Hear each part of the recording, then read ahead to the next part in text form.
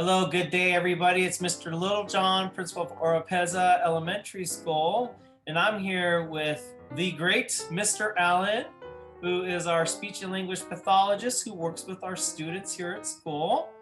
And you've seen him outside helping us with assemblies and the sound system. So I want to thank Mr. Allen for being here and willing to talk about his thoughts on Black History Month. Welcome, Mr. Allen. Thanks for doing this. Oh, no, it's my pleasure. Thank you for even thinking about me. Thank you for sharing your thoughts with our students. So, as you know, February is Black History Month, so I have a few questions for you. What does Black History Month mean to you, and why do you believe it's important? Well, one of the first things that is kind of different for me is that I remember when we didn't have Black History Month. And so when it first started, it became really something special because prior to that, a lot of our students, and not just our students of color, but all students, did not have a working knowledge of the role of Black Americans. So it's really important to me because this gives our students a chance to see people of color, and to hear names of people who had an important role in our country. So it's extremely important that we actually now have time where we can focus on some of those people. And not just people from long ago, we actually include people from our recent past, including our first African-American president, Barack Obama.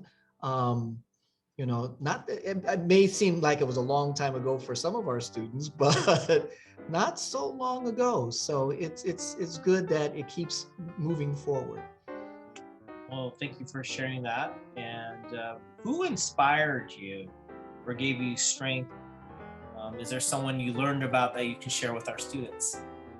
Well, I can point to my parents. Both of them were very strong about getting a good education. My father was the first person in his family to get a college degree.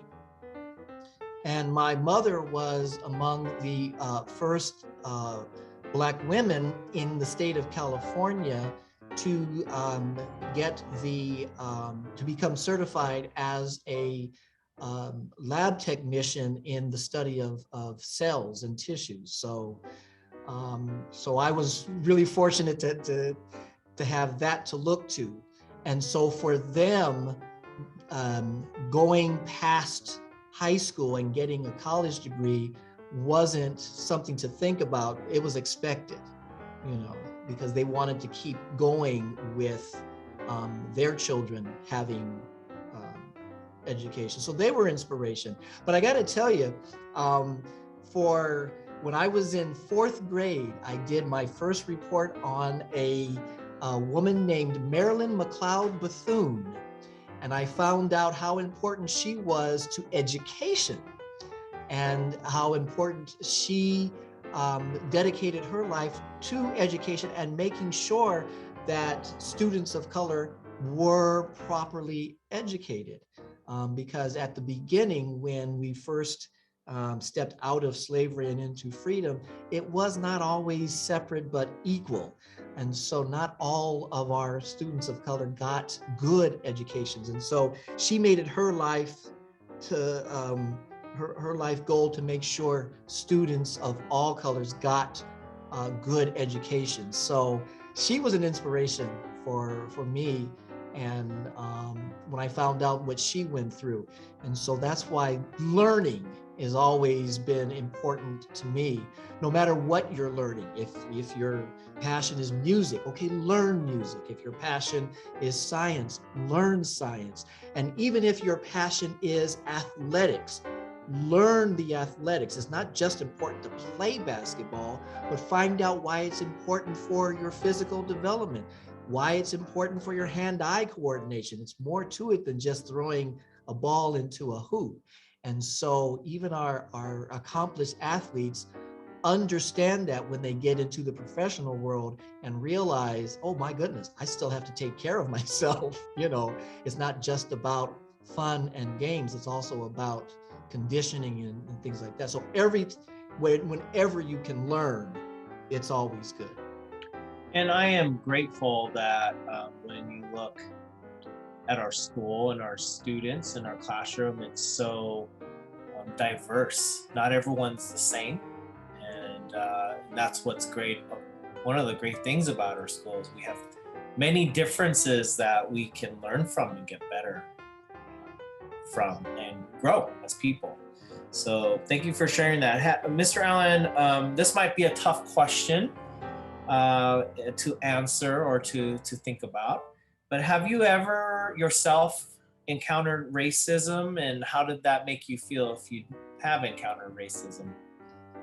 Yes, I have encountered racism. Now, I will say that not to the degree that many uh, uh, people of color before me in the South have experienced. I grew up in California, in South Central Los Angeles, and so I really didn't get a lot of that kind of aggressive racism.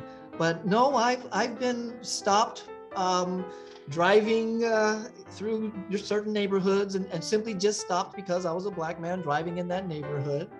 I have been stopped just walking and simply because, again, I was a Black person walking. But the one How did that make you feel?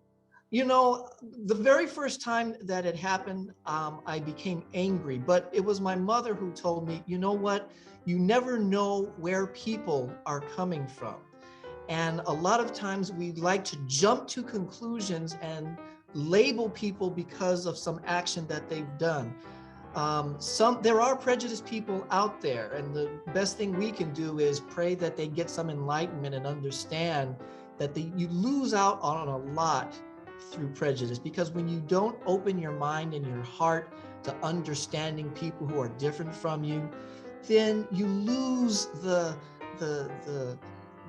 joy of a different culture and learning something new. You lose that. You close that off when you're prejudiced. So my mother taught me that there are a lot of people who do that.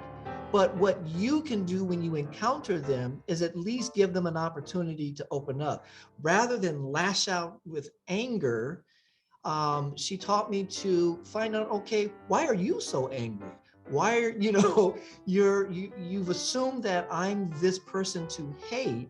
Well, why? What can I do to open up your mind and understand we don't need this, Well, thanks for sharing about yourself a little bit here today, and it's greatly appreciated. And I hope our staff and students, the like, all learned from you today. Thank you so Well, you much. know what? I love being at Oropesa because we have so many wonderful cultures here, and we have the perfect chance to get to expand our understanding of cultures, not just Black history, but the other histories of the different cultures that we have here.